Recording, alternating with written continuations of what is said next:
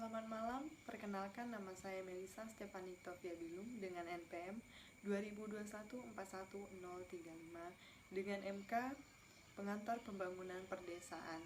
Di sini saya akan menjawab pertanyaan UTS dan yang pertama ada apa perbedaan pendekatan community development, community empowerment, dan community organization? Menurut Anda secara substantif, apa sih yang membedakan dan bagaimana penerapannya di dalam proses pembangunan perdesaan pada tiga pendekatan di atas? Di sini kita bisa melihat dari pengertiannya sendiri, itu ada community development, merupakan kegiatan pembangunan masyarakat yang diarahkan untuk memperbesar akses masyarakat untuk mencapai kondisi sosial, ekonomi, budaya lebih baik apabila dibandingkan dengan sebelum adanya kegiatan pembangunan.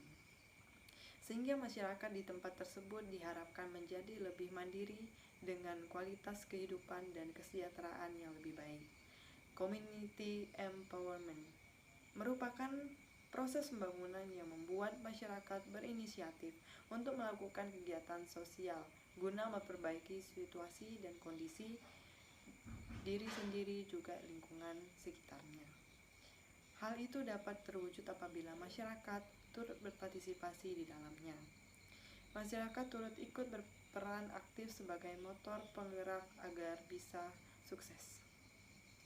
Community organization merupakan upaya operasional yang dilakukan oleh seorang warga untuk mengorganisasi masyarakat lainnya agar dengan sadar mau bergerak melakukan aksi bersama penyelesaian permasalahan yang terjadi di lingkungan mereka. Jawab soal yang kedua. Sebelum menyusun rencana program pembangunan perdesaan, apa yang paling penting dilakukan lebih dahulu agar program yang disusun berjalan dengan baik? Yang pertama itu menetapkan target dan tujuan. Perencanaan dimulai dengan keputusan-keputusan tentang keinginan atau kebutuhan organisasi atau kelompok kerja. Rumusan target atau tujuan yang jelas. Organisasi akan menggunakan sumber daya secara efektif. Dan yang kedua, merumuskan keadaan saat ini. Pemahaman akan posisi atau keadaan organisasi sekarang ini daripada tujuan yang hendak dicapai atau sumber daya yang tersedia untuk pencapaian tujuan merupakan hal sangat penting. Karena tujuan dan rencana menyangkut waktu yang akan datang. Hanya setelah keadaan organisasi saat ini dianalisa, rencana dapat dirumuskan untuk menggambarkan rencana kegiatan lebih lanjut.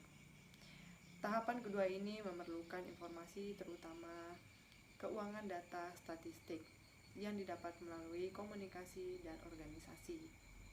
Dan yang ketiga, mendefinisikan segala kemudahan dan hambatan. Segala kekuatan dan kelemahan serta kemudahan dan hambatan perlu didefinisikan untuk mengukur kemampuan organisasi dalam mencapai tujuan. Oleh karena itu, perlu diketahui faktor-faktor lingkungan intern dan eksternal yang dapat membantu organisasi mencapai tujuannya atau yang mungkin menimbulkan masalah walaupun sulit dilakukan. Antisipasi keadaan, masalah, dan kesempatan serta ancaman yang mungkin terjadi di waktu mendatang adalah bagian esens dan proses perencanaan.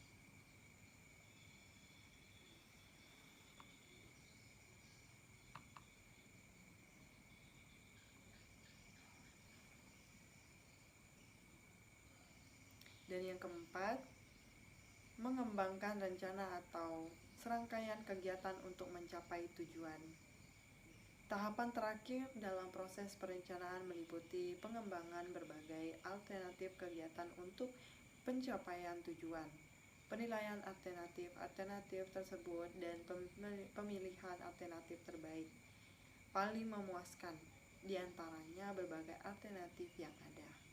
Pertanyaan yang ketiga, dalam membangun sebuah desa agar lebih maju dan berkembang, maka Anda sebagai mahasiswa ekonomi manajemen, program apa yang menurut kalian sangat tepat dan akan Anda praktikkan di desa tersebut. Jelaskan bagaimana programnya, di mana akan dilaksanakan, bagaimana step by step program itu berlangsung.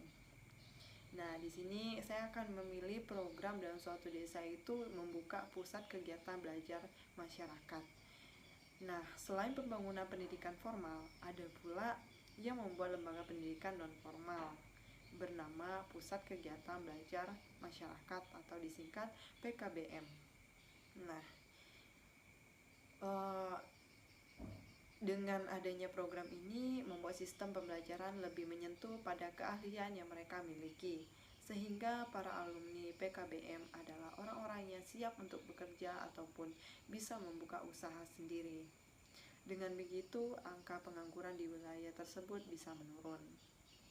Dan soal yang keempat, apa indikator keberhasilan yang Anda lakukan dari program tersebut dan bagaimana cara memonitoring kegiatan pemberdayaan masyarakat yang kamu rancang sehingga bisa dikatakan berhasil atau gagal. Nah,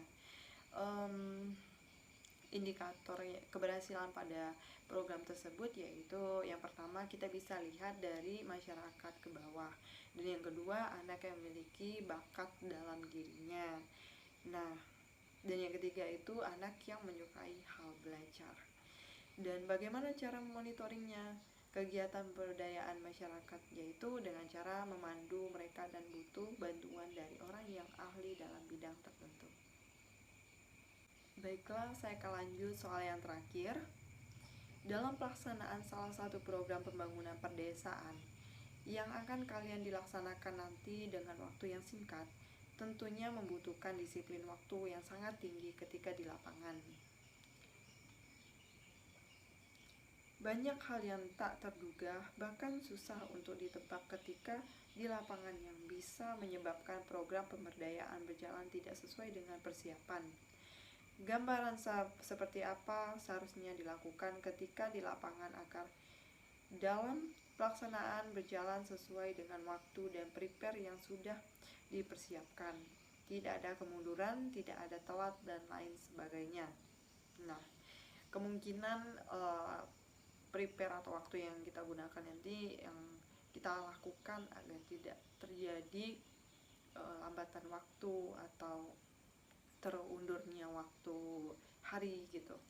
Jadi kemungkinan yang kita lakukan itu dengan cara mengorganisasikan program-program yang saya laksanakan, program berjalan sesuai rencana, atau biasa juga disebut dengan pembekalan dalam agar suatu yang dilakukan itu berjalan sesuai rencana. Baiklah, sekian dari video saya. Akhir kata, terima kasih.